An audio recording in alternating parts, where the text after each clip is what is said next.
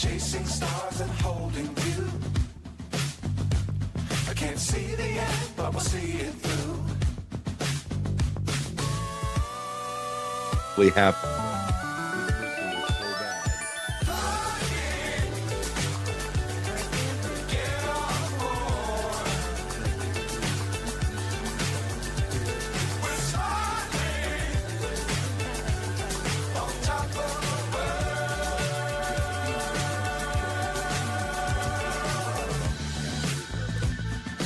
Dangerous times, don't fly too high. saw a little bit of their Be sure to keep the ground in sight. Fly forever if you keep it tight. Love the world and keep the sky on your mind.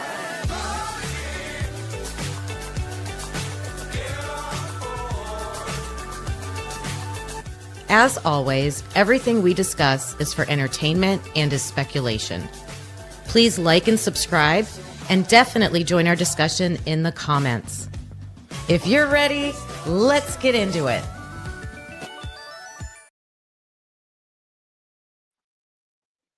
Welcome back to Typically Unique. Hello, everybody. This is our Monday Live, and I have a new case for you today. I see Brooke and Donna. Hello, hello. How are you guys today? Hey, Christy. How are you? That video that you dropped was crazy with the extra footage walking to the grub truck and everything. Oh my gosh. Lots to see in there. I hope everybody's having a good day. That extra hour of sleep that we got Saturday night like disappeared on me this morning. I thought I had all this time, and I looked up and I was like, oh my goodness, it's almost showtime. I like lost that hour again. Funny. Hope everybody had a good weekend. We had our trick-or-treating on Saturday, and I wasn't sure about the weather because it was going to be rainy, but we always have tons of trick-or-treaters, and this year did not disappoint. It was fun. We sat outside with a fire and handed out candy, and that was a lot of fun. Another thing I wanted to share with you before we get started, today's episode, so I have another case that we're going to watch. It's short. I made a video for it, and you'll get to watch the case and see if you can figure out who did it. But there's always going to be a nugget in these cases that I share where I can pull something out that I want to connect to the Idaho 4 case. And today's topic is looking at the medical examiner. And I have been on a mission to find anything I can about Veena Singh. Reportedly, her name is in the reports. So she is the medical examiner from Spokane, Washington. That's named to have done the medical, to do the autopsy. And I can't find any cases. Like, I wanted to see what she was like testifying in court, and I couldn't find anything. Maybe all the cases end up in plea deals, or they don't end up going to trial. I don't know. It was very hard. I do have some information on her, and the actual, the report that we got so far isn't the official report yet. So I'm waiting for that. And of course, I guess since they're going backwards, it makes sense that it might be one of the last things, but I don't think it's in the latest ISP drop. That's all about the DNA. I zipped through all those files and glanced at all of them, and there was nothing about autopsy in there. So let me read some of your comments here. You guys are talking about a report. Let's see. Report 77. I just read those from the MPD. Brooke, is that the Moscow Police Department 77? That was in my latest document reads. Is that the one with the what was in that set? I can't remember. Was that the camper, the guy at the campground? Oh, okay. Yeah, yeah, yeah. All right, let me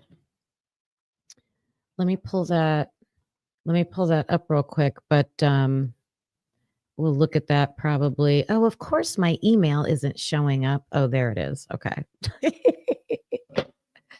So another thing that I wanted to oh, the guy that said he was in the house. Yes, yes, yes. That's the yep. Later on when we're done with the live, if you want to go back and watch my latest video that I did, I read document 71 to 80. So she's talking about document 77, and I'm so frustrated that we can't figure out any of the names of who they're talking about. And the guy that's in the story there, he's like this young man who has anger issues. His mom's like all over his neck all the time, calling him a loser, and he's going to be a waste of his life. And when he gets mad at his mom, he'll go to the campus, the University of Idaho campus, and he's angry and he's got a grudge. And he has a grudge against college students because he claimed that maybe his mom was sexually assaulted on campus. Like his mom seems like she has a drinking problem now from hanging out on campus. And my question is like, how old is the mom? Like they said that when they crash on campus, she like sleeps in sheds. I'm like, what? Where is this happening? And the funny thing is that, well, no, it's funny, but coincidental. The mom's initials start with an L. I want to say LM. Am I right about that? I'm just going off memory because I just read it recently. And I have this gut feeling. I just have this funny feeling. This is pure speculation, just my thinking. Wasn't the friend, and I could be wrong on this, that Dylan said she brought home with her to watch TV, didn't her initials start with an L? So I want to find out who's this mom, like what's her name, how old is she, like is she real good friends with kids on campus, like just what's that, is there any connection there? Like I think that's, but what Brooke was highlighting in that article is that the kid with the anger issues told somebody, and this somebody reported it to the police, that he snuck into the girl's house. He knew Maddie and Kaylee. Like he accused them of being lesbians, and he said, I hid in their house and I could have killed them and nobody would have ever known. They never knew I was there. So, hello. Wow, that's huge.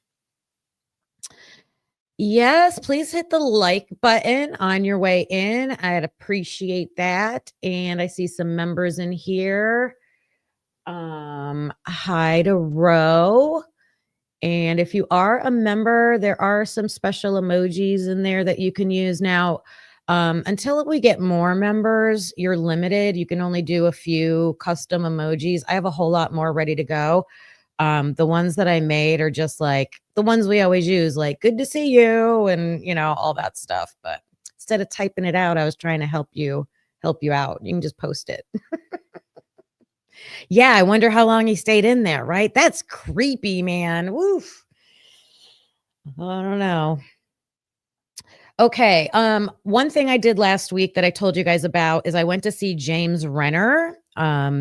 He is from Akron, Ohio. He lives there currently, and he started out as his origin story is really cool, like really cool.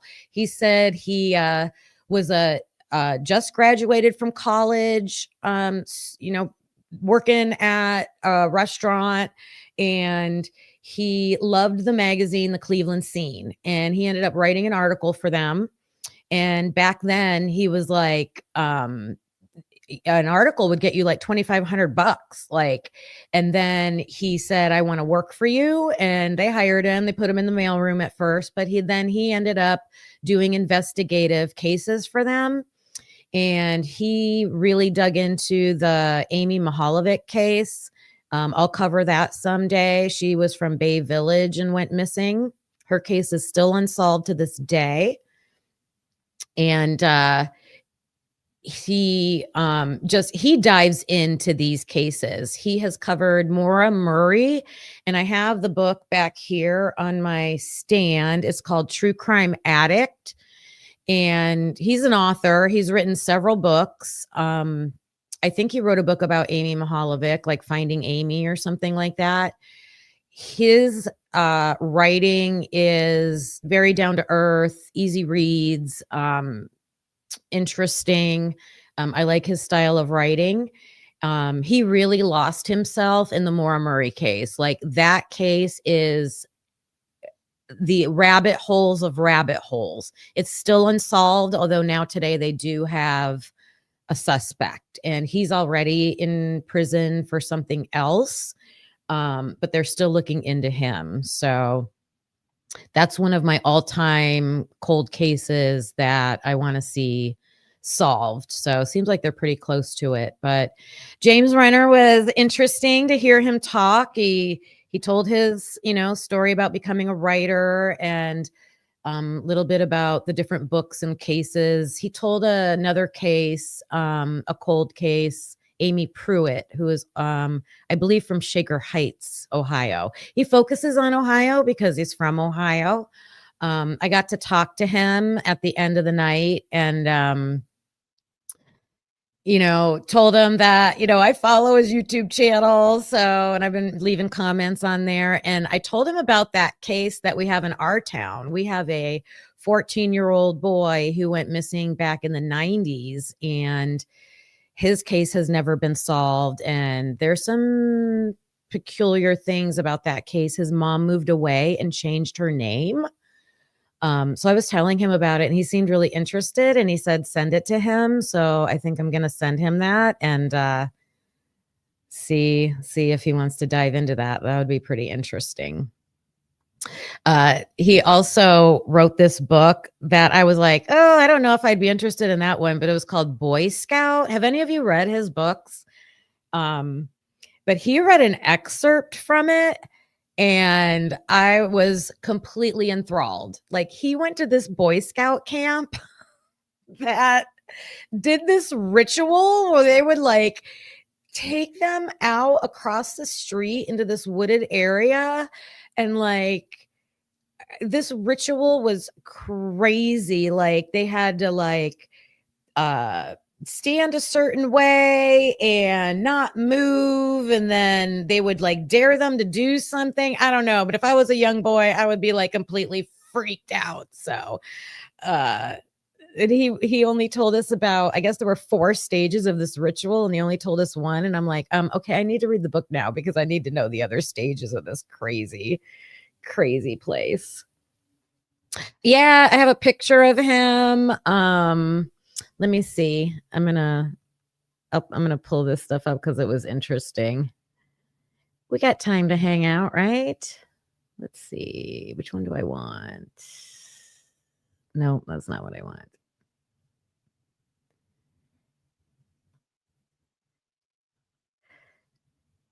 Well, I will, I don't have it ready right now, so I'll post them like on our community post or something. And I'm gonna make a video of him because I took a whole bunch of footage too. So let's see. Truth, Crime, and Justice.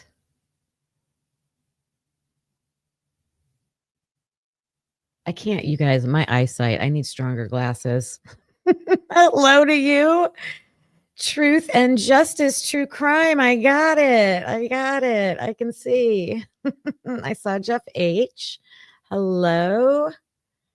All right. So this case that I'm going to share with you guys today is the case of Mandy Stavik. Do you guys know that case. She grew up in the Pacific Northwest in the state of Washington, and this case was solved. But we're going to go through what happened to her, who the suspects were at the time, and listen to what the medical examiner had to say when we get to that part, because that's what I want to talk about after we listen to this case.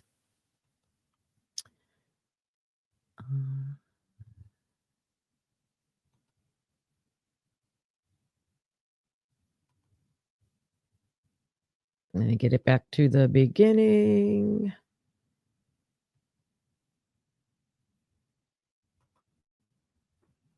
I gotta see if it's sharing. Sorry, hold on a minute. There we go.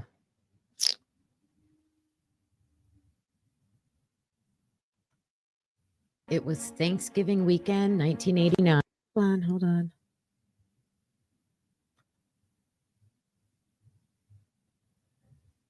Oh, it is sharing. All right. And is my volume good? Everything good? I'll let it play for a minute and then check and see if it's loud enough.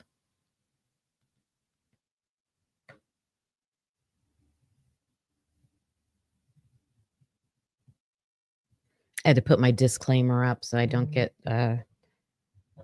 flagged. It was Thanksgiving weekend, 1989, in Acme, Washington. One of those tiny Pacific Northwest towns where everyone waves when they pass by, and where the sound of the river mixes with the hum of old trucks on gravel roads. Mandy Stavik, 18 years old, was home from her first semester ever at Central Washington University. She was full of life, athletic, smart, and funny. Her mom, Mary Stavik, said Mandy could walk into a store and make 3 friends before she left. She was an honor roll student, a flute player in the band, an athlete who'd been captain of her high school track team. Mandy had big dreams. She talked about becoming a teacher or a writer, maybe even traveling after college. That Thanksgiving weekend was supposed to be about family, food, and plans for the future. On Friday, November 24th, Mandy spent most of the morning relaxing with her mom and siblings. That afternoon, she said she was going to go for a run, her usual route along Strand Road, with her German Shepherd mix, Kyra, trotting faithfully beside her. She told her mom she'd be back soon. She had plans that evening to go to the movies with a friend. But Mandy never made it to the movies. Only Kyra came home, and Mary knew instantly. She said later, that dog never left Mandy. If she came home alone, it meant something was terribly wrong. As the sun set that evening, neighbors began to worry. Calls went out, cars drove up and down the dirt roads, flashlights cut through the fog as volunteers and deputies searched fields, creeks, and barns. For 3 agonizing days, the small town held its breath. Then, on November 27th, the worst was confirmed. Searchers found Mandy's body in the Nooksack River about 3 miles from her home. She had been raped and drowned. The news spread like wildfire. People cried openly in grocery store aisles. Doors that had never been locked before were bolted shut. Parents stopped letting their daughters jog alone. That weekend was supposed to be filled with leftovers and laughter. Instead, Acme, Washington would never be the same again. The water had taken more than her life. It had taken Acme's sense of safety. The investigation began before the shock even settled. Acme, Washington was plunged into shock.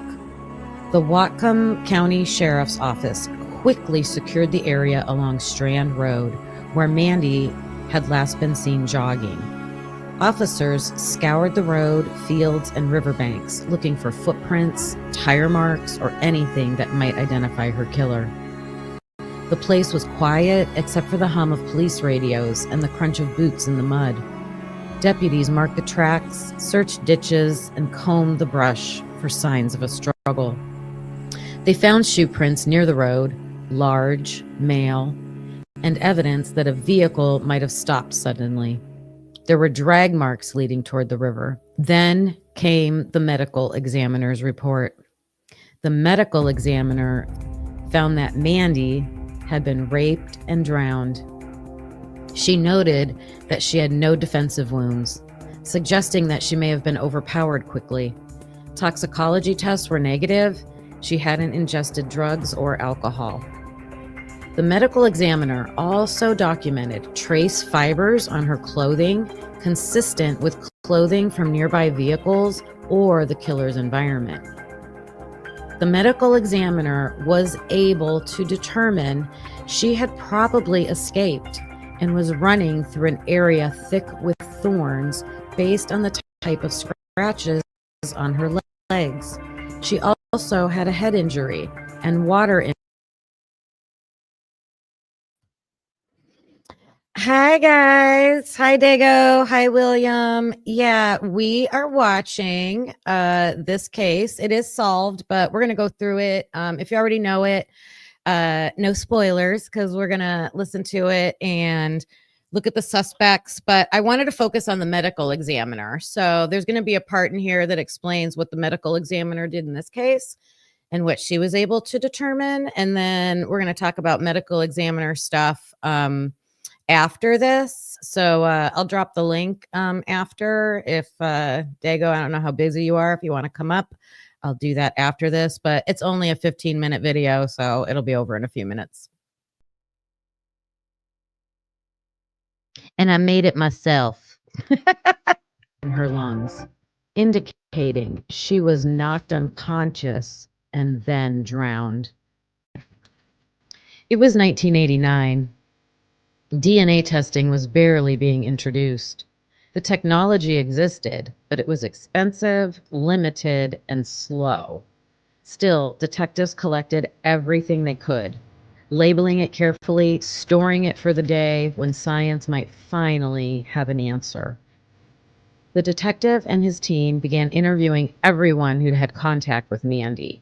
Family, friends, neighbors. Over 100 interviews in the first few weeks alone.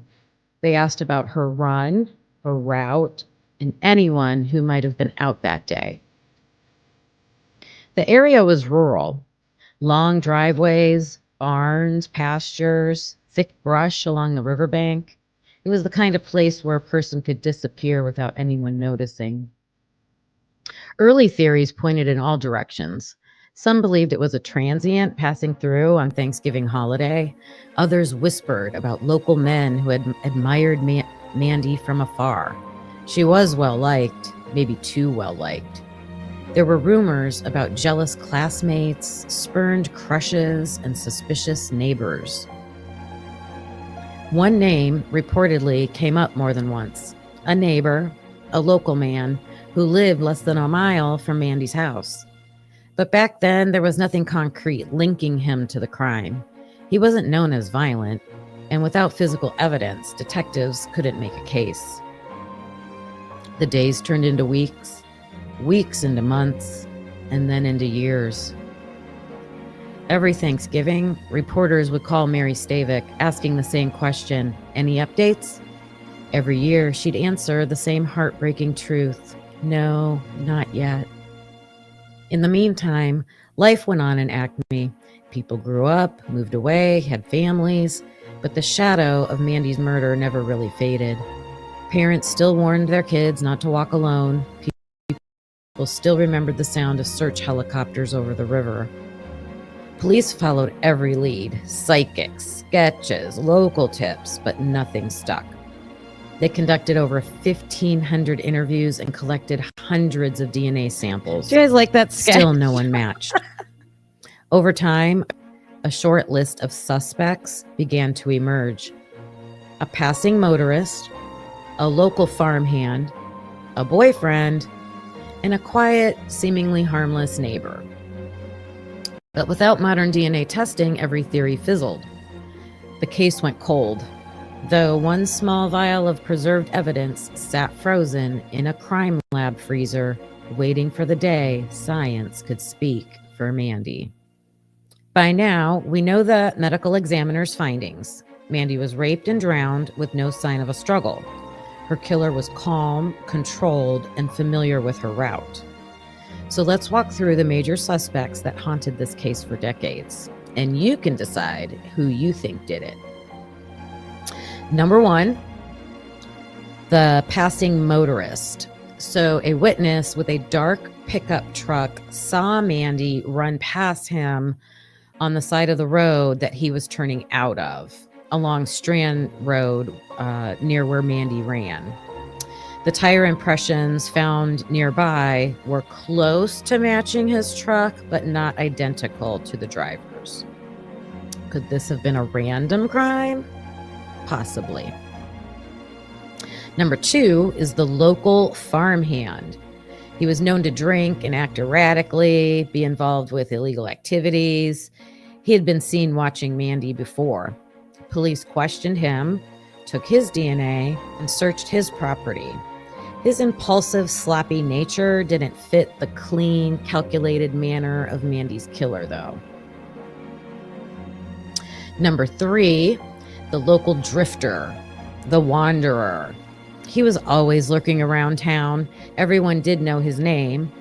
A sketch was made of him and posted around town, and a warrant went out to collect his DNA, and he cooperated. Number 4 is the boyfriend. He was heartbroken and cooperative. He joined searches, he attended vigils, and he spoke openly to the detectives. The medical examiner's findings ruled out a crime of rage. There was no evidence of a violent outburst. And then number 5, the neighbor.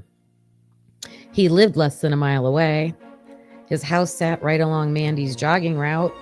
He claimed he barely knew her, though, although they'd ridden the same school bus for years. His timeline didn't quite line up, but there was nothing concrete. Still, police made a note. Keep an eye on him. Over 20 years later, in 2013, cold case detectives reopened Mandy's file. This time, they had new technology, forensic DNA profiling. When they retested the preserved evidence, they developed a perfect DNA profile. The problem was it didn't match anyone that they had collected from. Then 2 things happened. When detectives visited the neighbor and asked for a voluntary DNA sample, he refused, something no other suspect had done. That refusal lit a fire under investigators, and he became their number 1 suspect. Around the same time, 2 women were spending the day together at a water park, and Mandy's name came up. The 2 shared stories with each other that would help turn this case. One of the women was around 15 years old, about 6 months before Mandy's murder. She was at a softball game, a bunch of friends and other kids, and they all piled into a vehicle to head to go get ice cream. One of the people in the car was the 21-year-old neighbor that they are now looking into for this crime. So this was back in 1989, 6 months before her murder. This 15-year-old girl was scrunched in the car near this neighbor, and he was just being creepy with her, taking a pen out of the glove box and running it up and down her leg and just being too touchy-feeling and just creeped her out. So she brought that up to her friend at the water park. And then the other friend said that years after the murder, she was home alone. She was a married woman at this point. Her husband knew the neighbor, that is the suspect in this case. And this neighbor guy knocked on this woman's door and asked to use the telephone. And since she thought he was a friend of her husband, she let him in. He went to go use the phone, and she could hear that he really hadn't called anybody. She could still hear the telephone signal, like he was pretending to call somebody. So that freaked her out. And then she was even more disturbed when he walked towards her bedroom and saying that he had always loved her and he wanted to be intimate with her right then and there. And he only left because she was threatening to call the police. So he did leave and nothing happened to her. But both women told each other, I know who killed Mandy. And they both said the same neighbor's name. So because they had both spoke to each other, they were now emboldened to go to the police to make a report together. So they did go into the police department and share their stories. And now the police were even more motivated to get evidence against this neighbor person. So they had to get creative. So Tim Bass is the neighbor's name. And Tim Bass worked at a local bakery. And the detectives were trying to follow him and follow his route, waiting for him to discard something because they have the DNA profile. They just need to be able to match it. And he was refusing to turn over his DNA. He never discarded anything on the route. So then the police went to the bakery and asked if they could swab the delivery trucks. And they weren't saying why. They were told you need to go through the corporate office, and the corporate office told them no. So a female coworker of Tim Bass noticed what the police detectives were trying to do. And she flat out asked them, you're trying to collect DNA, aren't you? And the officer did confirm that. So all on her own, she set out to help. So she would watch in the break room, waiting for Tim Bass to throw anything away that might have his DNA on it. And she was able to collect a cup, a plastic cup that he had been drinking water out of, and a soda can. And she collected those and turned them over to the police. They were sent for testing, and the results came back that it was a perfect DNA match. So after 3 decades, Mandy's killer was finally unmasked. Tim Bass, the quiet, awkward neighbor, was arrested at his home without incident. He denied knowing Mandy well. He denied everything.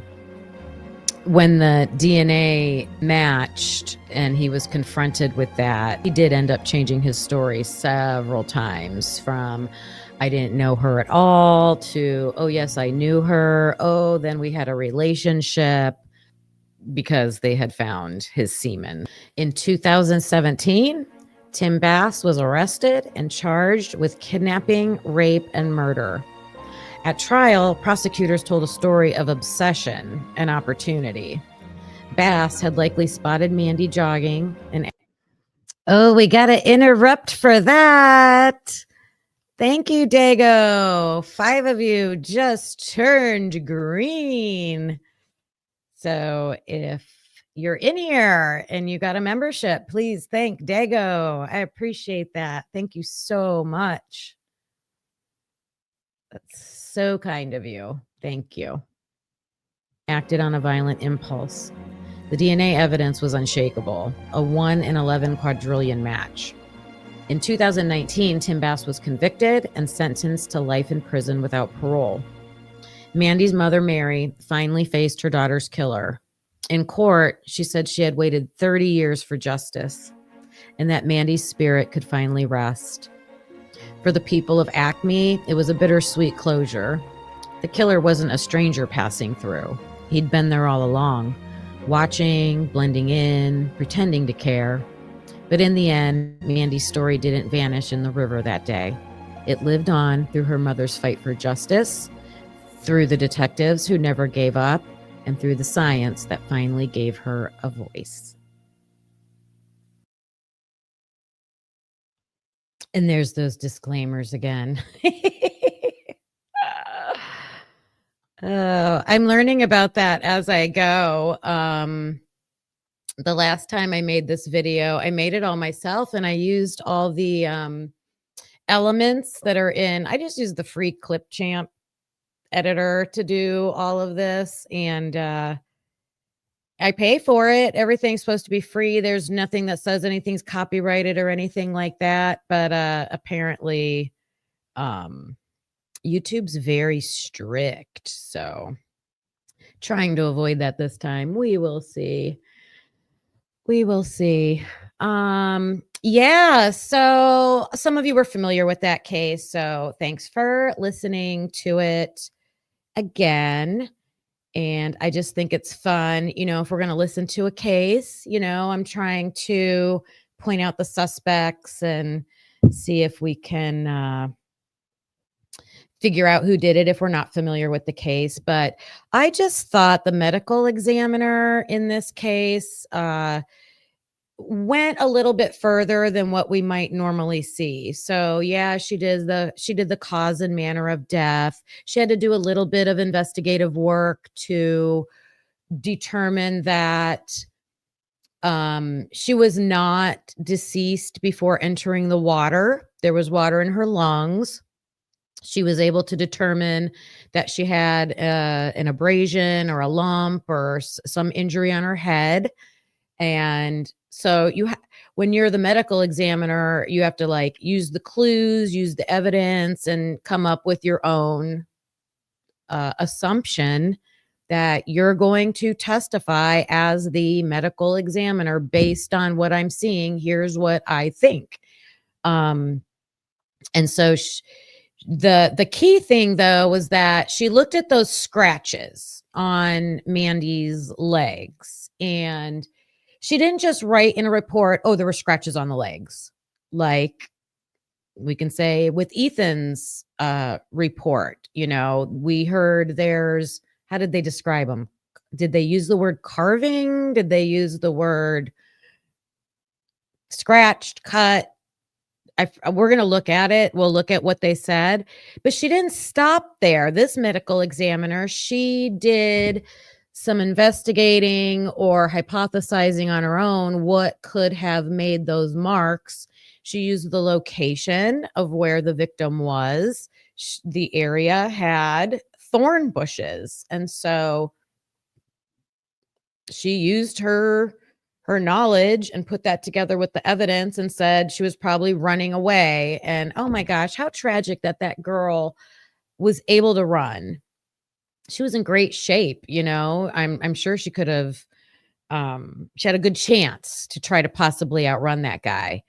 But then so it seemed like the medical examiner was able to find out exactly what happened to her. She ran away. She got caught. He hit her on the head. She fell in the water and drowned. So all that matched what the medical examiner found. Yeah, the experimental injuries. Yeah, right. All right, I'm going to drop the link for you, Dago, if you want to come up. And I have some things I'm going to pull up about the medical examiner and the coroner and things like that. Let's see if I do this right. And then what do I do? I'll leave it there and then I'll pin it.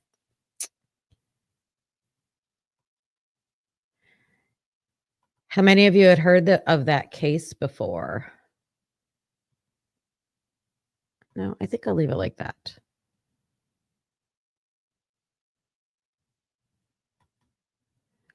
I think I will leave it like that. There he is. Hello. Good morning. How are you today? I'm great. Good. Great. Thank you. Thanks for having me. Yeah. I wanted to stay on your show yesterday longer, but it's just been crazy around here we had a lot going on Halloween I weekend fully and all understand. that I do. I Yeah. appreciate your time whenever you do come up. I really do. stuff. You guys were talking about the DNA stuff. You were asking some really good questions Yeah. too. I like that. What's up? You were asking some very interesting, some very good questions too about the whole DNA thing and the sheath and all that. I really like that when you guys interact like that. Yeah, I take full advantage. Lucy always laughs at me because I'll just ask even people in the chat. I'm like, what's this? Where's this? Mm-hmm. That's why I love That's Lucy. funny. She's like an encyclopedia. I love it. Yeah, use But use yeah, the you were knowledge. asking the perfect questions, and I stuff that I wanted to know myself. Because like I said, with especially with Annie, um, the DNA or the I'm sorry, the blood science and all that stuff, the pathology. I don't know a lot about that stuff and how they did all that. So I was like curious, just like you were. I just didn't have to ask the questions you were doing for me. So I'm curious. Well, what do you think about, like, I know, that's what, I always say, like, you bigger creators that have not been me. doing this longer, I get it. I don't have especially like Lana, like she's just plowing through everything with Yes, all the documents. And I'm like, I'm just not gonna be able to do that. But I've been focused on this medical examiner. Like, I yeah. want to see, besides all this other, besides the interviews, Hmm. besides all the other evidence, that autopsy report could really paint a picture of what happened to these kids. I agree. And that's like square one, Yes, yes. like she should be able to tell an approximate time of death. And She it should be able to shouldn't. tell. Listen, I have to. You're right, and in my opinion, based on my experience, okay, they should be able to tell an exact, not exact, but almost exact time of death.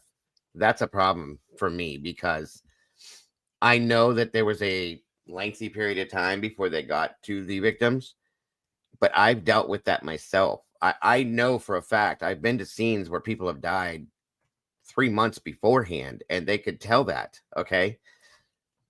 So Exactly. there's no excuse other than the conspiracy side to it. You know what I mean? That's the only thing that makes sense with this. They could have done a liver temperature test.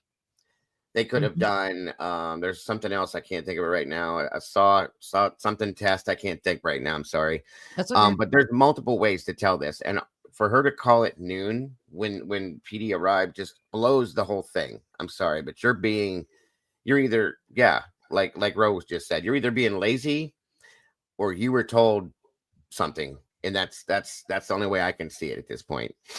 So I keep getting confused because my understanding, and I think we've probably even talked about this on your show too, Mhm. about coroners versus medical examiners. And I see people in chat get confused with it all the time. Two And different things. Yes. but it's more confusing than I thought it was going to be. Like, I thought there was a clear distinction. Like you and I talked in Ohio here, like the coroner is just somebody elected and you don't have to have a medical background, and you basically just show up and declare, yes, there's been a death. Hmm.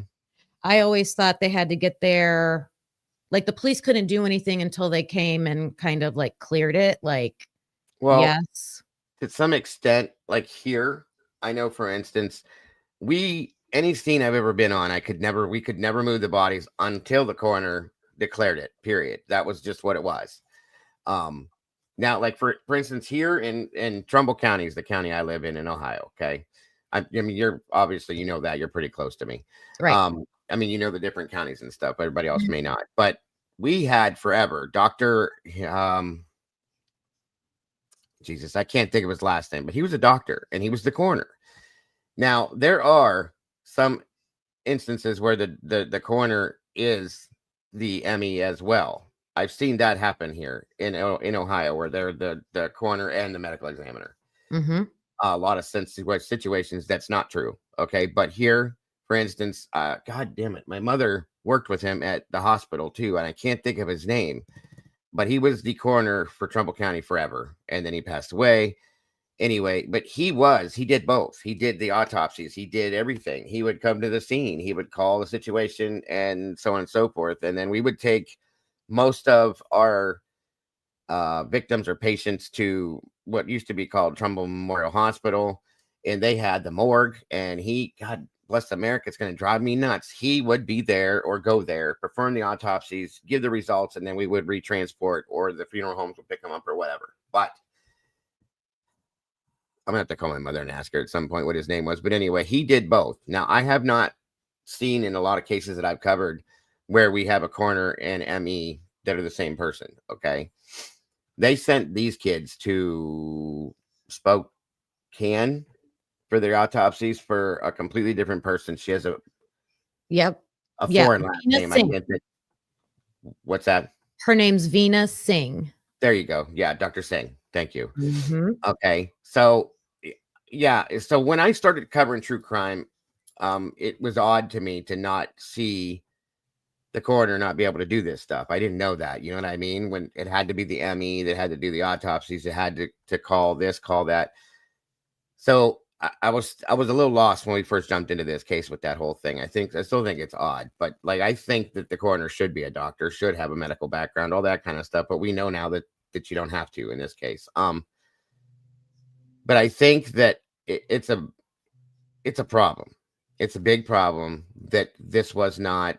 I think it would tell the story of possibly what could tell the story of what happened to these kids, or these young adults. I should say that. I'm sorry.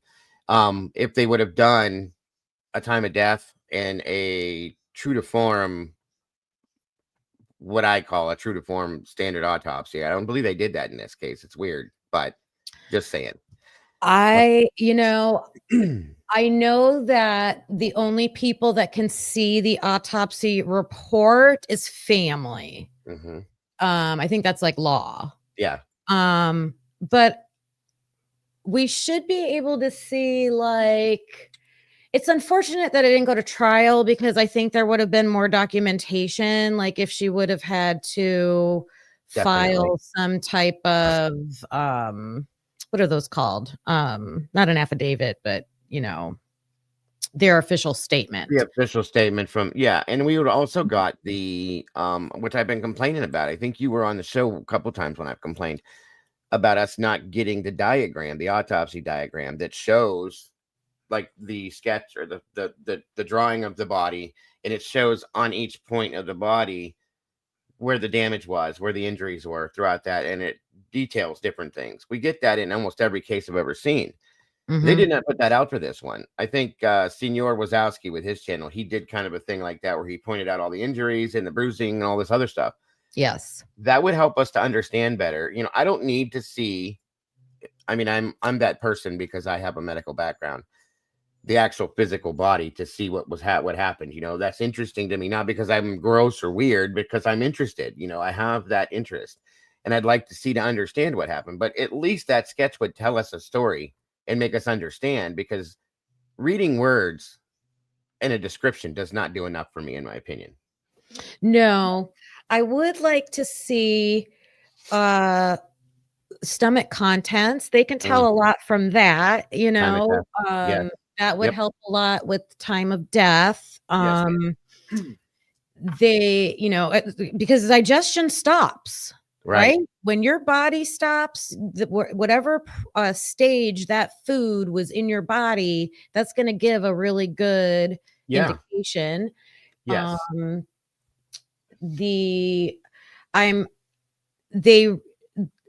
really should have done something with the weapon, especially that one where they say it's rounded and stripes, and there should be at least a hypothesis of like a few, maybe, she could say, well, this or this or something. It could have, yeah. I agree. Yes. It could have been this. It could have been that. It could have been a sickle. It could have been a K-bar. It could have been a machete. Yeah, absolutely. I agree with that too. So what I pulled up here on the screen is talking about the coroners and medical examiners in different states. Let me find where is this on my side now? Here it is. Okay. I think I can make it bigger. So in Idaho, where it's yellow, let's see, it says they only have coroner offices. So that would make sense of why they had to get Washington, who's green. They have county medical examiners. Right. Oh, no, wait. It says statewide medical exam. statewide. Yes. So Interesting. that would be why they had to use that. Now, I think it just makes it convoluted because they have to communicate with each other, and we all know what happens when Absolutely. things Absolutely. get lost in translation or Now there is a difference too. Let me throw that out there too between like a standard, like somebody just passes away and a homicide. Okay, mhm. there's a specific ruling that has to be done, and there's specific testing that has to be done, and it has to be done by a specific type person. So yeah, see, Idaho is different than here. So that's something else I want to throw out there for everybody that didn't know that they have to, like, say for instance somebody passes away of natural causes in their sleep or something, they don't have to do an autopsy. You can request it, you know what I mean? But when there's like Oh, a right. homicide, they have to. That's the difference. So, Yeah. Yeah. sorry, I know I ramble sometimes. I just wanted to throw that in there so that's understood too. No, you're good. You're good. I'm trying to pull there it is. Okay, so here is what they gave us. I don't know if I added it. Oh, I Yeah, did. I Okay. see it. Um, Coon, coroner assistant here, drug a there. body down the stairs. Pretty sure he got fired. Oh, Jesus. Yeah, I can imagine. Lord. What was that? Coon said that the coroner's assistant there, wherever they're at, drug a Here. body down the stairs. Pretty sure they got fired. Yeah, you can't do that. Oh my gosh, that's horrible. Yeah, it is. Oh my gosh, that's horrific. Yeah, And that's hello, T-Coon. It's nice to see you. Welcome. insane. It's a I bunch of mean, if you can't move it, then you wait for somebody there that can. That's why they have people like what I did, to move it. yeah. Oh my gosh. I just wanted to say hi to James real quick. Hello. Who else did I see in here? James is awesome. Ken Jr. Hello, hello, Beach Babe. All right. Okay, so I'm not going to read this whole thing, but there was this part, where after she goes through everything that was collected, Mhm. there's the prince.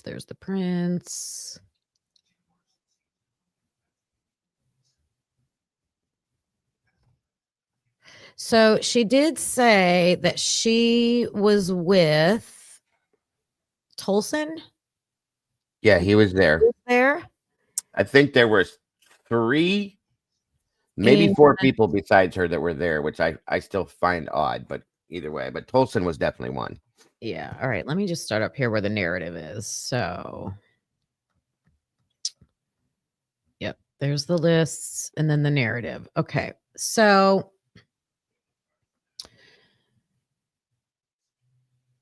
as part of the autopsies, major prints were taken. All right. Prints.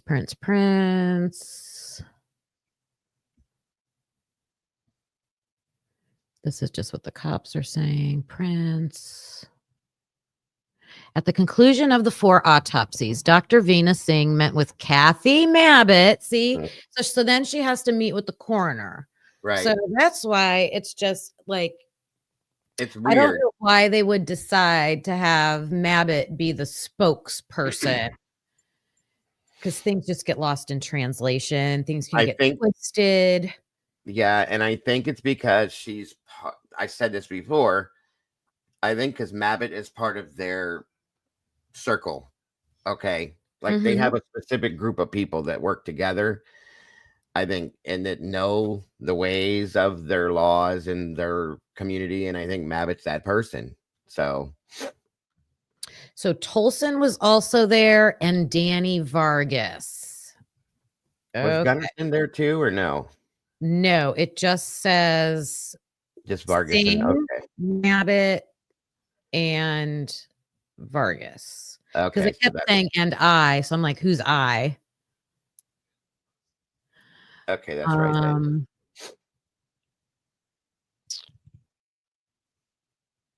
Who wrote the report? Vargas. Vargas. Okay, so that makes sense. Yes. So all she's going to tell us is that Ethan Chapin's fatal injury was from a stab wound under his left clavicle, Mm-hmm. and then the arteries and the veins and the jugular. And all they're saying is it's a sharp force injury. She did say somewhere that it wasn't, here it is. The weapon was not serrated. How Right. common is that for K-bars? Are they usually serrated or not?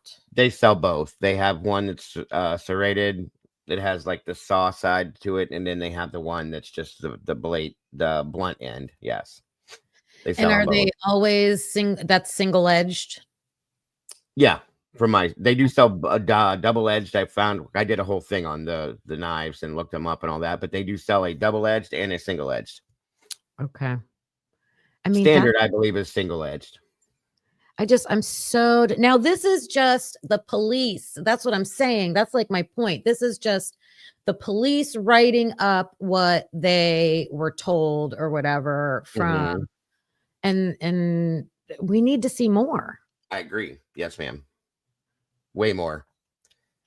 There needs to be more depth to it and more detail, in my opinion, to explain certain things. Like there was, for instance, in the newer stuff, I think Madison, there was a statement in that grid. Do you remember? Were you there when I brought up that grid from the newer stuff and it showed the different injuries for each person?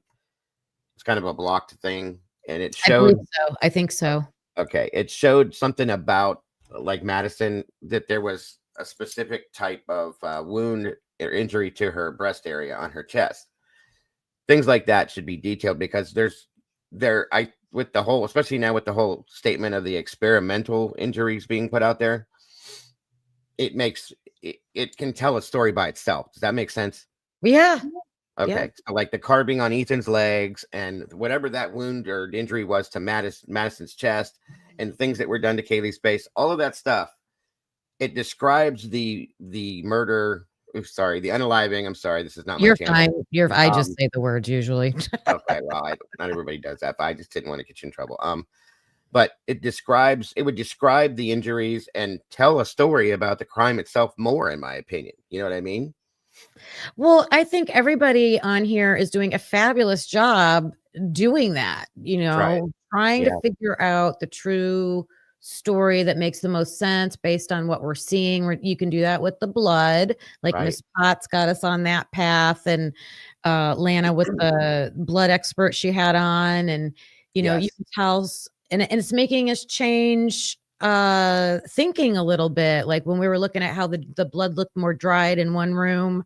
Yep. Was it in Maddie and Kaylee's room that it looked more dried? Yeah, and then in Dana and Ethan area, it looked very new and recent. So yeah, which is that's a big deal, in my opinion. You know what I mean? And now looking at that footage that Christy put out with the grub truck and the car that they're getting into. I mean, we're able to see all that stuff, but the missing piece is going to be that exact, like, we'd be so further if we knew like time of death, and that would be a big one. A true time of death would make all the difference in the world. And I think, as I said last night, I think that the Q 1.4 is the answer to the case, in my opinion. Oh yeah, because that has the unknown male DNA, right? Yes. Yeah. Yes. I think that would give us the answers we need. So when I first started the live, Brooke was talking about in that Moscow police report, number 77, and I've been reading them in batches. I'm still on the Moscow report. That's okay. There's a lot. There's a lot. But it has been it helps me digest them better. I'm just going 10 at a time. But that report number 77, where they had that guy that was out at the campsite, and the guy pulled the knife, and then he said, I hid in the girl's house. Oh, yeah. The guy that had the knife. That weird mom. Yes, that's the one that had the knives in the wood pile, and the mom was living in the shed or staying in the shed or something. Do we know where that is? I don't. I do not. I'd like to know that myself. Bubbly's usually the one that figures out all the initials and the names. Like, I Yes. wonder, because I think the mom, so I'm really interested, besides with the guy with the knives, and he's the one that said, I snuck into the girl's house and was Mhm. in there. I mean, yes, there's always a chance that's not true, but Right. But still, it's interesting. yeah. But the moms, and sorry, I switched topics. We'll get back Oh, to no. I do it all the time. You're fine. There's too much to talk about. Yeah. Her initials were LM, and it she's the reason that kid, her son, he like has the grudge. Mhm. He gets angry and goes and walks around the campus at night. Yep. Claims he was in the house, has knives, has them stashed. But and when he was saying that the mom would like, it seemed like they crashed, like they would just crash at people's houses. And Yes. that's common in college. Like, I mean, I've done it. I've had people Yeah. stay, Yeah. sometimes you know them real well. Sometimes you don't. Absolutely. But I have this gut feeling, and this is just total speculation. This is just me totally thinking. Mhm. Did Dylan say that the person she brought home with her to watch the show wasn't her initials L? Didn't it start with an L? Yeah. Her name was But we know who she is. Yes. I have her whole name. I just can't think of it right now. And it's not the Okay. same person because I did the same thing you did at first. I'm like, wait a minute. But this And is it's a younger person, I believe. They didn't, there were no details on that, but yeah, it's the same initials, and it caught my attention too. Are they the same initials? Yeah, I believe it is because the girl that was there watching Vampire Diaries with Dylan until Bethany came home was LM, and I'm trying to think of the last name. I'm pretty sure it's LM in that It is. report. It is. I do agree with you. I Oh, believe. that's too much of a coincidence. Yes, ma'am. Yes, ma'am. And it could be. It Oh. could be. I mean, I think we automatically think because these girls are younger that anybody they'd be friends with would be the same age, but that doesn't mean anything, you guys. It doesn't. Oh, no. I mean, I had friends in college that, like, worked at bars and, were Yeah. friendly with the owners, and you just Yeah. meet different people through different Absolutely. scenarios. Okay, well, that's something to McCoskey. Her last name's McCoskey, the one that was at the house with Dylan. That's it. Husky. And I don't know. I don't think it's Lauren. I think I can't. Oh, Jesus. Something McCoskey is her last name. Okay. All right. Someone was asking Jenna. No, Jenna's McClure, right? Jenna McClure, and she was Yeah. there with. She's the one that Bethany was communicating with. Yes. LM and the Vampire Diaries, right? Mm-hmm. Oh my goodness. All right. So I was trying to pull up some more. Wait, I already opened it. Where did it go? Here. Okay.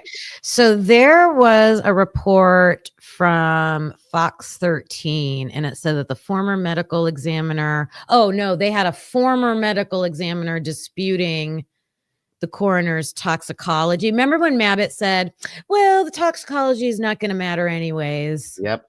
That part of it. I always thought that was ridiculous. Yeah.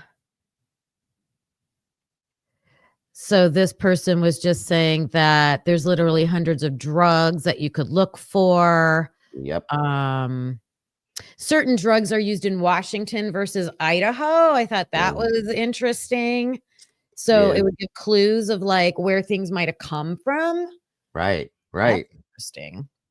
Very much so. And I knowing that there was a powder substance found with a rolled up $2 bill in Xana's room absolutely means that the toxicology report is more important than you would think it is. Okay. So, it definitely has reasons to be looked at. Yeah. Okay. So this guy is criticizing Mabbitt. Have you seen or heard of this? No, I haven't actually. I'm interested. So he said, urine, blood, and stomach contents are often tested as part of a toxicology report. His last name's Baden. Maybe one of the victims had their food spiked. He said this would be a significant piece of evidence. Wow. He described the system of using coroners in parts of the United States as an archaic relic from British colonial rule. Mhm. And I actually saw that when I was doing some research on this, and it is that old. It Like is, yeah. that old. And both systems were adopted. The coroner system, I believe, was first, and then the medical Yes. examiner part of Yes. it. Yeah. Was it Michael Baden? Is that the name of the person? It might be. Let me see. Yeah, you're right. Um, If not, no big I'm deal. looking at an ad for glucose. So Yeah, I was curious because I do know that name, and I saw they put that in the chat. So Rebecca Rosenberg wrote the article, Mhm. and where do they say his name? Michael Baden. Yes. Okay. Yeah, he's Dr. Michael very Baden. good at what he The does. chat always knows, don't they? They always know. They do. They do. And he's very well known, and he's very good at what he does. So him making that statement, that means a lot to me. Oh my goodness. Then they checked with Mark Furman. Oh no. They were attacked with a knife and they basically bled to death. Toxicology wouldn't affect that no matter what they ingested, Furman said. I'd put my money on there being. Oh, and then Furman said, I'd put my money on there being alcohol in all 4 victims' systems. What conclusions can you draw from that? And Furman was criticizing Mabbitt for sharing the details of the autopsy with the victims' families. We all knew that. And then Right. Furman said she should stop talking. I remember that statement. Yes, I remember that. Yeah, she's never all done an people. autopsy. She doesn't understand the value of the autopsy information to police. She should not have talked to anybody about the injuries of any of the victims. I They're mean, we're not lucky she did, but they're not supposed to during in the midst of an investigation. So that's probably why they shut her down and we never heard from her again. yeah. She was probably threatened.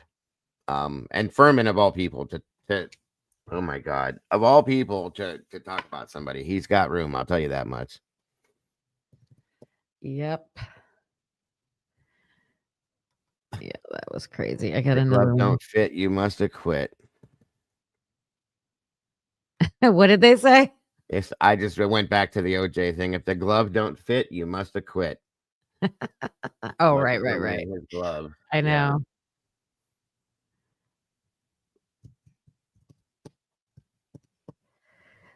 So here's the responsibilities of what the medical examiner is supposed to do. Let me stop this. Whoops.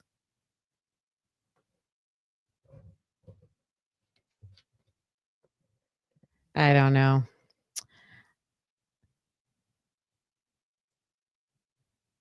Where'd it go? Don't feel bad because I go through the same things every I day. just hate that you have to like stop sharing and then reshare. Yeah, Like, can yeah. it just switch? It's irritating, isn't it? Can it just switch? Take it down. Take one down, put the other up. Take it down, put the other up. It's a pain in the ass. It really is. There you go. Is it showing? There it is. Yep. And then when you have a million tabs up, you have to remember which tab it is. Yeah, it's They crazy. all look the same. It is crazy because how many times have I been live and I've shut myself out of the stream or shut the whole thing down because I clicked the wrong tab. So I just stopped I clicking did them. that once. Yeah. Yeah. I did that once. Okay, so here is what, according to Spokane, their medical examiner should do. Of course, determine the cause and manner of death. Ensure the integrity of personal property.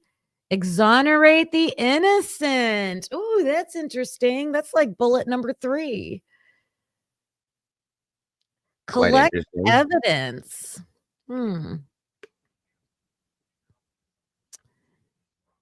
Perform investigations at the scene of death. I've seen this at probably like 4 different documents where they can go to the scene, like they talk about. That's part of their responsibility. Yeah. But I don't know. We talked about that one case where that nightclub, they had so many kids that perished in that nightclub over, I forget what city it was in, Boston or I don't know, somewhere over there. And that medical examiner stated she wanted to go, but it was like so overwhelming because she felt she got in trouble for it. That's what it was. Right. And because people were like, kind of calling her out, like, you didn't do your job. And she's like, well, we were preparing for an incoming of a massive amount of bodies. And so like she sent an assistant. So I would think in this case, it would call for going to the scene. Sure. Not just the non-medical Kathy Mabbitt. I do agree. Who doesn't know what she's doing, right? This one has a video down below. Let me see what I gotta always be careful though. I'm afraid now to click on anything that's a video. I don't know. Let me see. This is out from the county, right? I think you'd be okay there. Linked to YouTube. Yeah, I think you'd be all right with that one. Probably an ad. Always.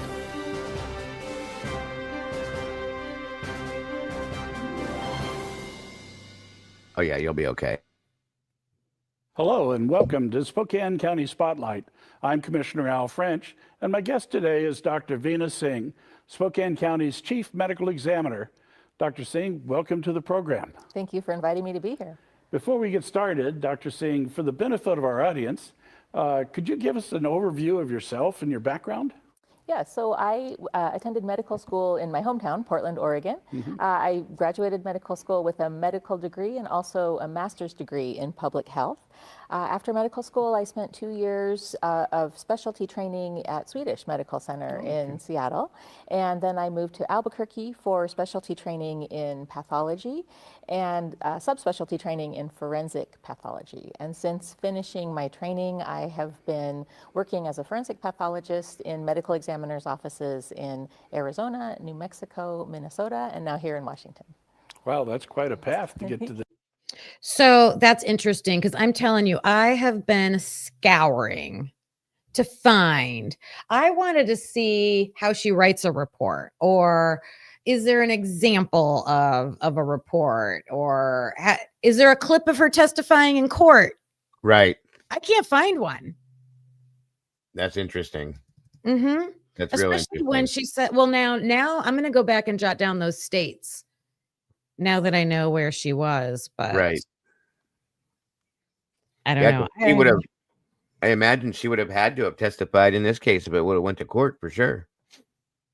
Exactly. And you would think there would be I'm hoping there's some written report from her. They have to have it. Yeah, they do. I agree with that. And I can't imagine that they would have had Mabbitt testify to what Singh did. That would make no sense. So that could be, Brooke. That could be. Already scrubbed it. Was scrubbed what?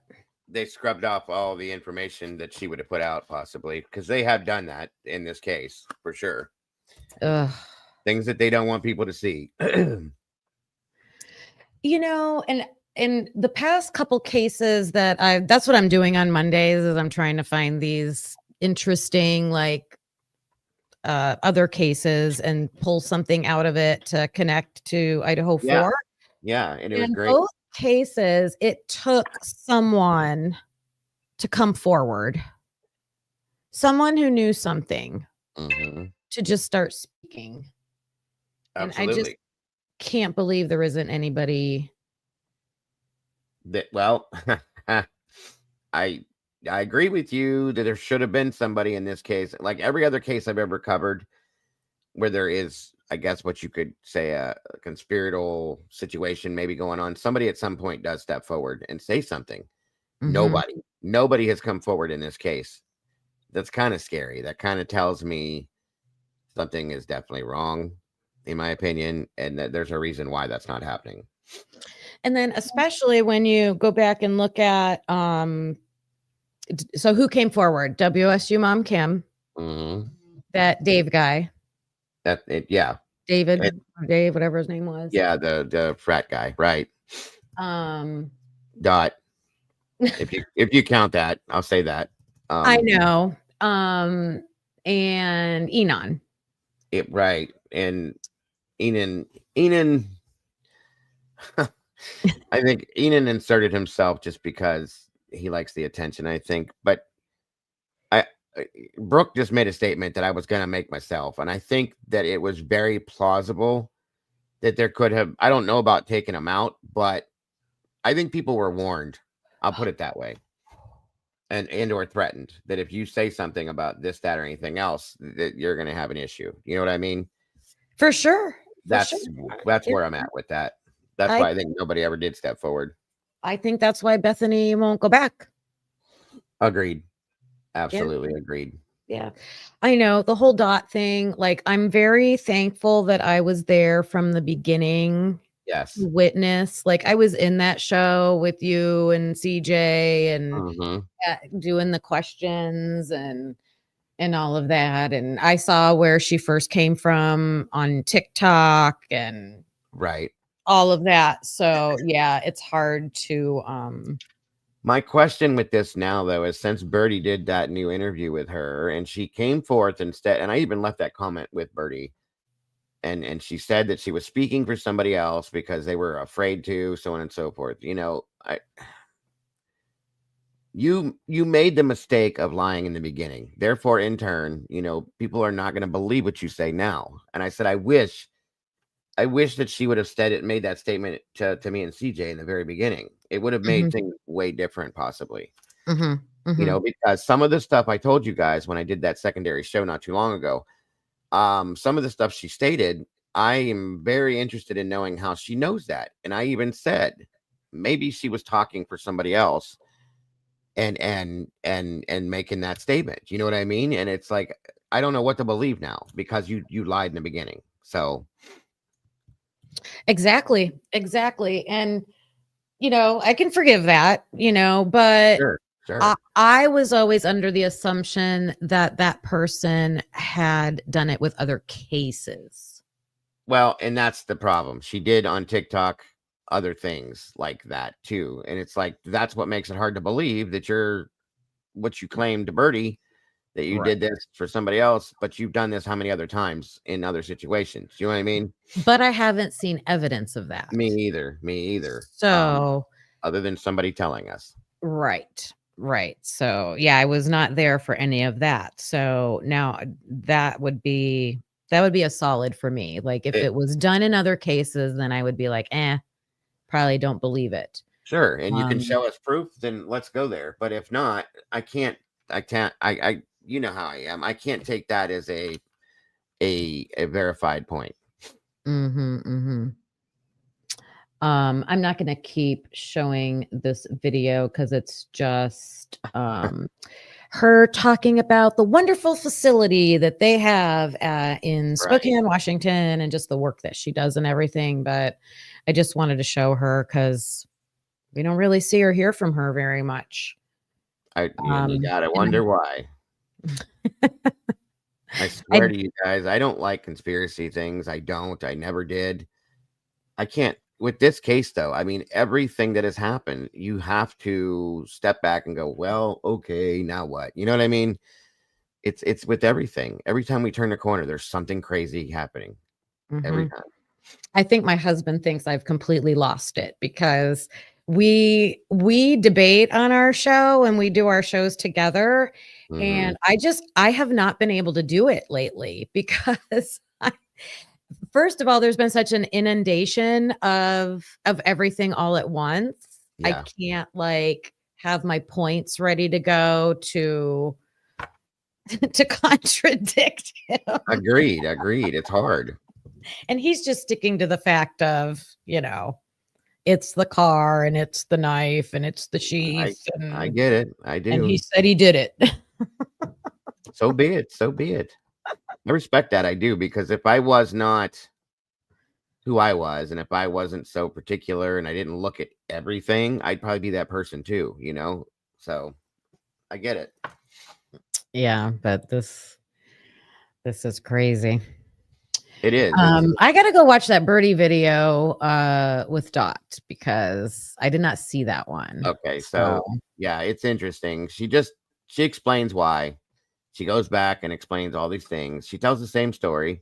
And Birdie does make a point. Like, she's been consistent to some extent with most everything. And Dockett put a video out about that, as we all know. He came up with something not too long ago, last week, I think it was, and said that he came on my show when we were reviewing his video and said that he doesn't think, but now that she's admitted to it, he didn't think at that point that she was speaking for somebody else. And see, I think CJ and I, between ourselves, said maybe she's talking for somebody else. Kim came to me multiple times and said that she thought that as well. Then they started talking. She said she was terrified. Dot was terrified, or the person that Dot was speaking for was terrified. It was not, there were no clear lines with that. So I always wondered, and I, like you said, there's no proof that this actually happened with other cases in the past. So is it true? I don't know. I'm not going to call that, I find it hard to believe, but I'm not going to say that she's lying. I can't do that at this point because of what she just stated. So yeah, it's a good idea to watch it. It is. I would hope that if does she go by they? I don't know. I don't even know at this point. Her pronouns. I just call her Dot. If Dot is willing to come out and speak themselves, I would urge, if you're listening out there, to try to get somebody else to come out that also knows the same information. Like, Yes. we need more people. Yep. Just like in that case that I was just sharing, just two friends happened to be like talking and realizing, oh my gosh, we kind of had the same experience and we both have the same information. Let's be together. There's more power in numbers, and do something about it. I would hope for that. We need that. This case needs that. Yeah. Yeah. If there was somebody, I agree with you. If somebody else would step forward and could name some of the same things that Dot has stated, I think it would give some more validity to the situation. I truly do. So Jeff, slow to say Dot is lying, but are we slow to say Dylan is lying? So we called Dot out like harshly back in the day. I mean, I didn't have anything to do with it, but other people did. I feel like the community as a whole on here on YouTube is very I think everybody does a good job trying to be careful with their information. There's not a whole lot of people, and I feel like the channels that do that are known. Right. No, agreed. And with that statement to Jeff, it's been proven that both people have lied. That's the thing. Okay. There's proof that Dylan has lied about things, and Dot herself admitted to lying. So, I mean, you got to take it for what it is. That's as far as that's my how I feel about that statement. And I feel like with Dylan, if you looked at it and we believed her the first time, then it changed. Then you believe again, and then it changed, and then you believe again, and then it changed. So now it's like, okay, well then what's the boy who cried wolf, right? And was she lying, or were the police writing it wrong? And then was she being told? So there's it's not cut and dry. It's not not at all. And that's the thing is I've seen so many what would be called guilters per se, and I'm not attacking when I say this, but so many of them say that this is cut and dry, black and white, Occam's razor, blah blah blah. But no, it's not. It's not even remotely close to that. Yeah. There's too many different angles, too many things that have been proven to be, like you just said, multiple stories that have come out and changed 3 different ways. The initial probable cause affidavit doesn't even exist anymore. And for that to happen is a problem in any kind of a murder case. That PCA is an important piece of paper. How does it doesn't exist anymore? Nothing in that is true anymore. So Mhm. it's just crazy, it's absolutely crazy. So I'm just going to address Jeff real quick again. Jeff, I understand because he's like talking to my husband. Gotcha. Yeah. Gotcha. I hear it at home, Jeff.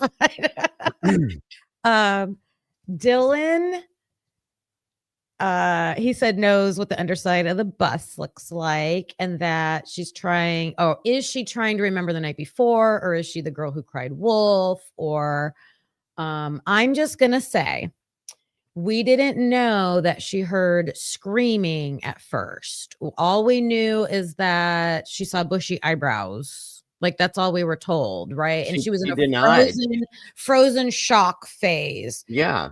So I feel like people were justified in saying, don't judge her at that point. At that Don't point. judge her because we don't know. That's Fair? right. Yes, ma'am. I was 100% on board with that back then. Right. Then we come to find out, oh no, she was awake and she was communicating and she heard running up and down the steps and screaming and I'm here to help you, and a guy in dark clothing walking towards her, and a roommate passed out on the floor. And I'm sorry, at that point you're held accountable. You're Yeah. held accountable for getting help for your roommates. You have to be. You have to be. So I'm just And, sticking by. and she claimed that they claimed that there was nothing heard. They heard nothing. And I mean nothing. And I called it from then. I said, okay, I'll give her that. Well, like I just said, I was on board. Did I believe it? No. Okay. And then she comes to the point now where we're at where she said, you hear everything in this house. Those were her own words. So Right. why did you not tell us that in the beginning? I wish we Right. could have heard from more students that lived in that house, because that Dave guy, when Lana interviewed him, said it was you could hear everything, like Yeah. just Yeah. creaking floors and every noise. So I wish there was a direct interview with Ashlyn Couch. I wish that there was a direct interview with the male. I can't remember his name that lived there the year before. Mhm. Anybody and everybody, we did see reports though. Everybody that's lived in that house has stated the same thing, that they had a bad feeling or a bad vibe when they were in that house. Okay. Why? Mhm. Let's talk more about that. Explain that kind of thing. Instead of just leaving, making a statement and leaving it lay. That's a problem. I agree with you. We should Right. hear more about that. Truly. Well, let me get that down. Yeah, the non-murdering sounds in the house. What were the non-murdering sounds in the house sounding like? I would think that it's just like with babies and pets, and the difference. Normal everyday sounds in your house. Listen, let me tell you guys what happened to me the other night. I was home alone and my power went out, and I happened to be walking past a bathroom that I have that has a really good lock on it. I went into that bathroom, locked the door, and stood there until the power came back on. Luckily, it was just an on and off real quick. Like, I don't play. My wife is the same way. She really is. And then I was frantically texting, hurry up and come home. I'm And scared. then when the power goes out, everything becomes so silent. Okay. Yeah. You hear everything and anything. Truly. Yes. Yeah, that was my point, that the difference between, your baby's cries and your animal's whines and barks and Yep. the noises in your house and Every bit of it. Yes. Yep. All right, Jeff, we're going to have to get Carlos back up on here so we can talk about some of these things on the other side. But are you going on today, Dago? Yeah, I'll be going live here relatively soon after this. I'm gonna wrap this up. I have to. I'm going slow. Like I've been making these videos, and I can't. Part of You're me doing is like, great. why am I doing this? Because it literally takes me like all day Yeah. to get it done. But I also like it. So And that's the thing is that if I don't have the patience, my ADHD, that's why I don't do pre-recorded stuff and put all these things. You did amazing though. I mean, your read style is amazing and on point. Everything about it was great. I really was impressed. thank you. I appreciate that. Absolutely. Um, Plus I don't have the skills for the editing side to it either. I need to learn that. I really do. Yeah, that has been a learning curve, but that's why I just use that Microsoft thing, Clipchamp Okay. it's called, because it's super easy. Like That's super, what I need. yeah. Something that I I've seen tried you the guys could do. complicated ones and I was like, no way, no way. Like to do the same thing. Like it does the same thing, and it was just so It- complicated. See, when you like the background to YouTube and all that, when you throw that screen up in front of me and it's got all these squares and you got to do this and do that, I'm like, I go into immediate panic mode and I just walk away. Yeah. So, I don't know what I'm going to do and I'll screw it up. So I know, I'm sorry I don't have a very fancy background up here for us. no, it's amazing. I agree with Just what is it, plain. Lori Daniels. You are very talented with this. You know what you're doing. You seem to, at least. I have no clue how you did what you did. It's great. Oh, she's my best friend. We grew up together. Hi, Lori. Oh, it's So, amazing. but my point is, after that, I want to like I had a lot of stuff that I wanted to go over, like with the I'm not going to today with the coroner and the medical examiner, and Yeah. I can't like I got to put them in one spot so I know where they're at, because then I'm Mhm. just looking for. Do you have a trick for that? I have I have files, but I am the least organized person in the world, and it's not healthy because of my ADHD. I'm looking for things constantly. I have a crew of people for a reason. Mama Bear is very helpful. Molly's very helpful. Tomboy, they all help me in every aspect you could possibly imagine because they know that I don't have the ability to just be everything else in my life is organized, but this, let me put it that way. To pull things up Yeah, and I have can it like find that. them. I So can find them like all my files, but I'm not good at putting them there the right way. That's all I'm saying. So I'm working on it. So that's what I want to get better at for the next time. But yes, yes. yeah, I'm thanks for I'm coming up learning and too. talking with me. Oh, absolutely. It's an honor for me to be up here with you. I love your show. I love how you do it. I think you're amazing with it. I'm very grateful to see you doing what you're doing too. I love seeing these all you guys that are deciding to start channels and do these things. I love it. I do. Thank you. Thank you. Absolutely. I strive to be able to do lives like you do. But Don't, because you do way better you're than me. I think you do so much better than me. I do. you got a great community over there, and I'm yeah, grateful. I love Very being a part of grateful. it. Awesome, awesome. All right, well, I will let you go, and Thank you. I'll be over. We're all gonna go over to Dago's in a little bit when he gets up. Yeah, I will get it all set up here shortly. And again, it's been an honor. Thank you so much for having me. I really do enjoy, even when you're on my panel, I enjoy it so much. I love your questions and the way you approach it. It's great for all you guys. The day that we had you and um I call her Fancy, but nothing half-assed and Lana show, that was a great show. I loved that show. I enjoyed it so very Mhm. much. So Yeah, that was awesome. looking forward to more of those. But thank you again. I will get out of here and so you can do your thing. And I appreciate you very much. Thanks again. Thank you. Appreciate you. All right. Bye-bye. Bye. Okay, everybody. Tomboy, there she is. Hello, hello. Another green member in the chat. Lori, I hope you're having a great day. There were so many people in here that I saw you, William. Hello, William. And Ken Jr., I think I might have said hello earlier, but great to see you. Thank you for being here. Smiling Sleuth, that's the new name that I saw. Hello. Oh, and yes, Rory has resurfaced like on his original true crime channel.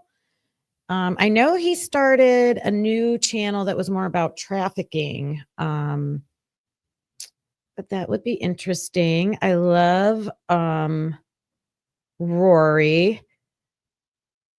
He was always with Tommy Jude back in the day. Please keep Tommy in your prayers too. I know he's taken a little time off.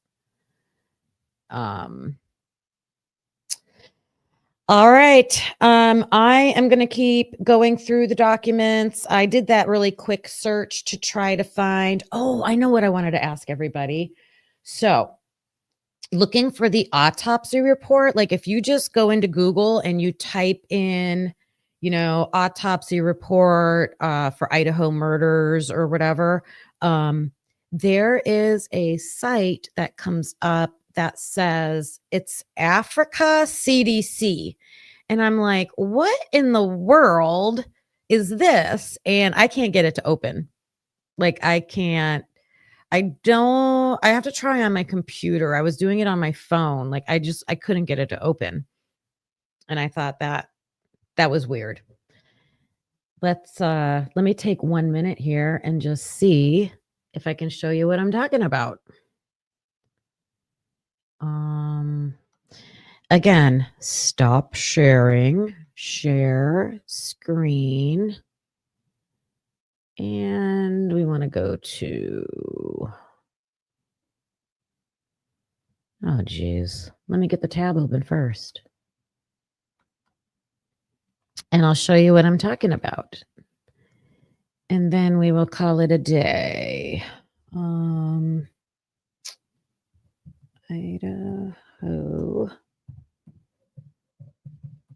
murders autopsy report.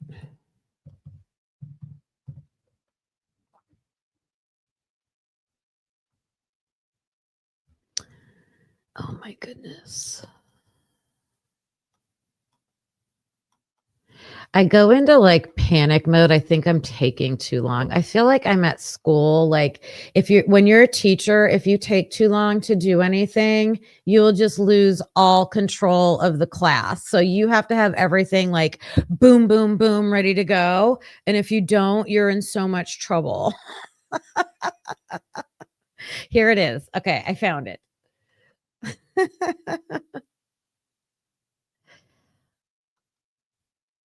Not that I'm comparing you guys to students. It's just my feelings. When Dago's talking about like ADHD, I'm talking about anxiety, I think, like nervous feelings. Okay, now let me make it bigger. Maybe. I don't know if I can.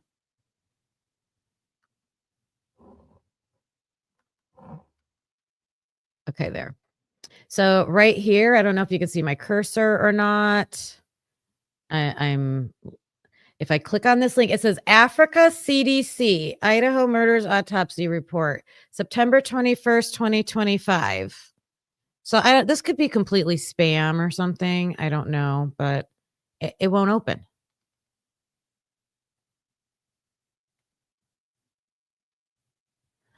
And then there's also a Reddit. So I don't know. I will just leave you with that, I guess. Someone try to get that tab open. Oh, the site can't be reached. All right. There you go. It's weird.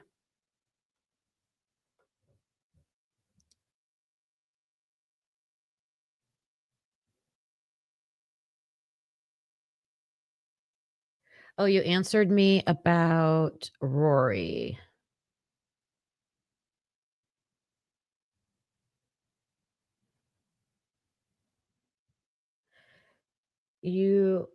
Ro, you're saying, I don't believe he thinks he'd done it. I always thought Rory was on that track. No, in fact, I thought Rory was getting so close he had to like back away.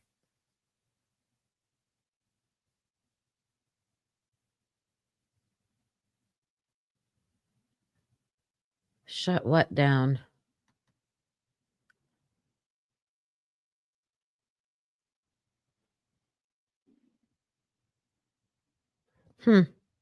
I will go look for that for sure. I loved Rory when he was on his show. Okay, everybody, thanks for joining me today. If you have any suggestions for a crime case that you think would be good to share that has something that we could relate to the Idaho 4 case. Maybe it's the way, like last week I did the way the interviews were done, right? And we talked about the read technique and how they could have interviewed the people, in this case, Dylan, Hunter, Emily, everybody with using that technique. And to me, they failed using those steps. This week, I was trying to make the connection with the medical examiner. I don't think I did such a great job this week, but we'll get there. It's more interesting to just have someone on panel and to be able to talk about things anyways. So that's fine. But yeah, you can post comments below this video with ideas. You can email me. My email is linked in the bio or the description of the channel, whatever they call it on here. And please hit the thumbs up on your way out. Subscribe if you haven't. Consider becoming a member. I've been trying to post things and do some little things for our members. And I will see you guys Wednesday for my walk and talk, and be looking for some videos to also be coming out. All right. Have a fantastic week, everybody. And I'm sure I will see you later in the other chats as well. All right. Bye, everybody. Thanks for watching, hope you felt the spark. Please hit that like before it gets dark. Subscribe, it's free and keeps us going strong. You're part of the crew now, right where you belong. Join us next time, same truth, same fire. We bring the heat and never tire. We're typically unique and proud to be a husband and wife in podcast harmony. Practically unique, yeah, that's you and me.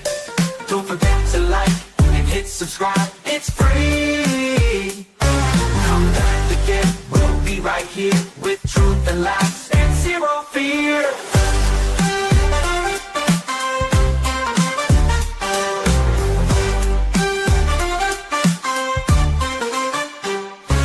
We don't always agree, but that's the show. One love, two minds, letting it flow. We dig deep with crack jokes, we called it like we see. If that's your vibe, you belong here with me. We don't always agree, but that's the show. One love, two minds, letting it flow. We dig deep with crack jokes, we call it like we see. If that's your vibe, you belong here with me. We don't always agree, but you felt the spark. Please hit that like before it gets dark. We dig deep with crack jokes, we call it like we see. If that's your vibe, you belong here with me. Thanks for watching, hope you felt the spark. Please hit that like before it gets dark. Please hit that like before it gets dark. It's free, it keeps us going strong. You're part of the crew now.